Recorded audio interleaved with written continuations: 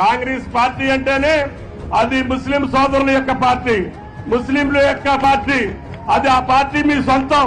మీ యొక్క హస్తం లేకుండా కాంగ్రెస్ పార్టీ ఎప్పుడు కూడా అధికారంలోకి రాలే. ఇప్పుడు మళ్లీ వస్తుంది అంటే అది ముస్లిం సోదరీమణుల యొక్క త్యాగం అని చెప్పి మీకు ఈ సందర్భంగా మనం చెప్తున్నాం. బరాబర్ హిందువుల పార్టీ భారతీయ జనతా పార్టీ, బరాబర్ మతతత్వ పార్టీ భారతీయ జనతా పార్టీ, బరాబర్ మతతత్వ పార్టీ భారతీయ జనతా పార్టీ. 80% ఉన్న హిందువుల గురించి మాట్లాడితే మతతత్వం అయితే మతతత్వవాదులమే. వెనుక ముందు అడిగేసే ఆలోచనలమే, వెనుకకు అడిగేసే ఆలోచన మాకు లేదు. ఎలక్షన్ రాగానే పాకిస్తాను, హిందువులు, ముస్లింలు ఓ లంగ పంచాయతీ పెట్టాలి, ఓట్లు దండుకోవాలి, అవతల పడాలి. ఎలక్షన్ గుర్తొస్తేనే రామాలయం గుర్తొస్తుందా? ఎలక్షన్ వస్తేనే హిందువులు, పాకిస్తాన్, ముస్లింలు గుర్తొస్తారా? అంటే ఏమన్నట్టు? ఎన్ని రోజులు వాడుకుంటారు ఈ అంశాన్ని? పేదరికం లేదా? ఒక భారత రాజకీయ వేత్తగా, భారత ప్రధానమంత్రి ఉండే వ్యక్తి దేశంలో ఉండే ప్రజలను విడదీసి మాట్లాడొచ్చునా?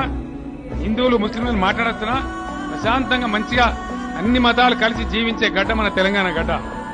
నేను ఒక్కటే మాట చెప్తున్నా, ఎప్పటి వరకైతే ఈ కులాల కుళ్ళు, ఈ మతాల చిల్లర పంచాయతీ పోయి మొత్తం భారతీయులందరం ఒక పిడికిలి బిగించమో అప్పటిదాకా ఈ దేశం బాగుపడది.